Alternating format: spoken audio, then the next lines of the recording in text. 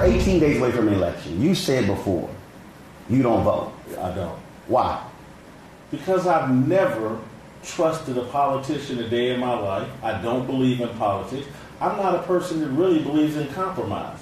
And politics is mostly about compromise. I'm not good at that. So how do you change? I don't trust. Nobody? Not in politics, no. I think it's a very dishonest profession. So all of them?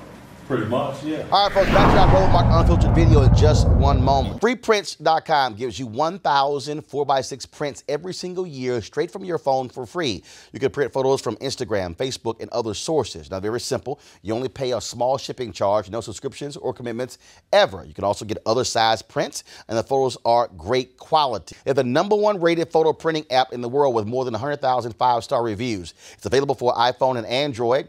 Download for free, FreePrints.com. And be sure to put in there when you heard about it, just say Roland. Now it's back to your Roland Martin Unfiltered video. So when you think about historically, when you look at the city of Atlanta, when in 1973, 0.0012% of all contracts, and Maynard Jackson runs. And Maynard Jackson, by virtue of being the mayor of Atlanta, literally changes the course of history for African Americans. He used it through politics. He used the 2 terms as mayor to change. Coleman Young in Detroit, Marion Barry in D.C. I don't believe in politics. I really don't. So the issues you often talk about, how do you actually think politics has no role in that? Excuse me? The issue that you talk about, saying we should be discussing or dealing with. I'm talking about me. Now, I'm not giving you the advice, hey, you got to follow and believe what Jason Whitlock believes. I'm not advising anyone that. I'm talking about me. There's certain things unique in my personality. But if you don't vote, aren't you part of the problem? You might argue that. No, I'm asking. Because you might. I don't believe that. No. So of the things that are happening in our world, any number of issues, if politics is involved in it, well then how can we change something for the good if we don't vote for someone who we think will be able to make changes?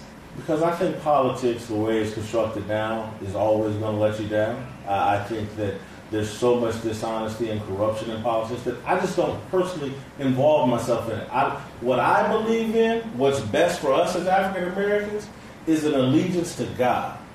I believe that is our salvation. An allegiance to God. Far more than politics. You do know politics also deals with God. We have replaced religion with politics. We have an addiction to politics right now. We as black people, we talk about politics from Obama to Trump the way we used to talk about God, and I think it's inappropriate. It's our constant, everyday conversation. This is part of my problem why I can't stand Twitter and social media. There's a disconnect. It's one of the most secular places you can actually be. I think if you go look at the Asian American community that has had a lot of success here in America, it's not through politics. It's through an allegiance to themselves and taking care of themselves. That's why I think we've lost course as African Americans. Have Asian Americans had the same history as black folks in America? I don't think they've had the same history, but I think they've had issues in America, and I think they've addressed their issues by gathering up in their own communities, supporting each other, and supporting themselves, and they're not as heavily involved in politics. I think there was a time when we needed to be heavily involved in politics. There were laws on the books that prevented us from pursuing happiness and liberty and things in America. I think we went through that time in the 60s, 50s, 60s, maybe part of the 70s. Again, I'm not suggesting to the rest of Africa that you disassociate yourself from politics, but I think we've overdosed on it. We think our solutions are political. I don't. First of all, it's not solely political, and also, but it's a whole bunch of people who have lots of God, but also have no plan. The reality is this here. We can show the timeline of the role that politics has played in actually making our community a better community, but not only making our community a better community, also making our lives in America better. To act as if somehow that's irrelevant is crazy. I said for me, I didn't say it was a suggestion for Roland Martin. This is my personal opinion. So, what are your top 3 issues? What are they? For African Americans? No, your top 3 issues. So, whether you want to be for black folks or everybody, what are the top 3 issues? The number one issue I think facing the African American community is our breakdown in family. And I would couple that with our distancing ourselves from religion. I think those two things go hand in hand. Until we fix the black family and until we get right back with God, nothing good is going to happen for us. But when you say get back with God, there are millions of black folks who are in church every Sunday, who are in Bible study. There are numerous As soon as they leave church and Bible study, they go straight to politics. They turn on cable TV, and they have an addiction to politics. You do know we had religious leaders in the 50s and 60s who were also heavily involved in politics. Did it? We had laws on the books in the 50s and 60s that drastically needed to be changed. We still have laws on the books that actually were set during those times that still had to be changed.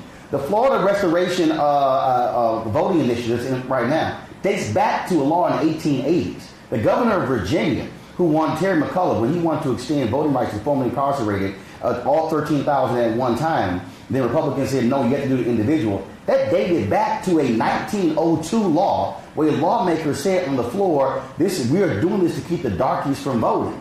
And so the reality is to act as if somehow politics does not still have to hurt us or we somehow can't interact with it. Didn't say that. So, but again, though, I said for me, I don't involve myself in politics. So when you look at the issues, my number one issues were. Actually, for three. You said I really only have two. You said the family and the black church. Family and spirituality. We have disconnected from God, and it's a mistake. Well, I would argue, especially as somebody who's the husband of a minister, and in terms of the folks who I also see, there's a significant number of us who are very much there with our religion, but I think there are a whole lot of us who also love to talk about what is happening in our society and frankly are sitting on their behinds and not voting when they can actually impact it. See, I know there are politicians who are good people. There are people who are there to do the right thing. If you go study the history of the planet, if the family's not connected, nothing can grow from that. If the family's not together, nothing can grow from that. And so we can put all the laws we want on the books. Yeah, but if our families are in disarray and our children are being raised by grandmamas and aunties and cousins and things like that, nothing is going to happen. And as long as we are disconnected from God, nothing good will happen. But here's what I also realize. There is a long time for a whole lot of us have been connected to God, have been praising and worshiping, and all of that. And we have still been broke. We have still been locked out. You can be the most holiest of holy person, and you can be on a job, and somebody can make a decision that, nah, you ain't getting promoted. You can sit here and lay hands and heal people all you want to, and you can still encounter that. What I am saying is, we can actually do both at the same time. And what I am looking at, and I talk about in terms of what is happening, I think if anybody who reads Dr. King's book, Chaos or Community, Where Do We Go From Here, what he laid out in that book, where he talked about the institutions that can play a critical role in saving black America. He said the black church, he said the black press, and he said the black professional organizations, which includes fraternities and sororities, because of their infrastructure. He dealt with religion, but even Dr. King understood, writing that book in 1967, that we can be as holy as possible, but there are still other aspects of our lives that we must contend with. And to act as if politics and community, you can even say save our community. My parents were founders of our civic club. That's still politics. Because who picks up trash and who cuts down overgrown lots and who tears down crack houses, that's politics. To me, family and God and family are the foundation for any healthy community, any healthy group. So what do you do? The foundation's no good. You can stack all the politics on top of what you want. It's going to collapse. Okay, so what do you do then? So answer this question. Yeah. What do you do if you're that family and it's mama and dad and they are holy people? They love God and they serve God. But their kids still go to horrible schools. They also are living in areas where you don't have economic opportunities. They are a nuclear family, loving it together. But this is the inside of the house. This is the rest of the house. How do you deal with that? I think if politics doesn't matter. I'm not saying I didn't say politics though. Okay, so it's fine. Okay, so if you have this black family that's together, and they love each other, and then they're praising God, and they love God, but then when they step outside of their house, they're still dealing with an economic reality, and an education reality, and a social reality. Who changes that? How does that family? Individual, I know many families like that. Most of my friends come from families like that, and I know how we made it and moved forward.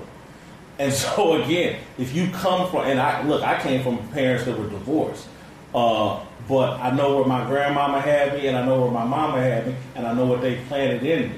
And so again, there will be obstacles in life, but if you really have a spirit-filled life and a God-filled life and the right kind of family support, you can overcome those obstacles right here in America. But again, when you are dealing with all those realities outside of the home, there are folks who say, I still got to deal with that. I got to deal with it every day. Everybody does. Well, no, but again, but again, I think holistically is how we have to look at it. I think it's frankly naive to think that, well, if it's just this is coming from somebody. Parents who have married 51 years, okay, still together, 5 kids, 4 went to college, all of that, but we still are looking at what happens when we still are operating in this society that goes beyond our church, that goes beyond our family,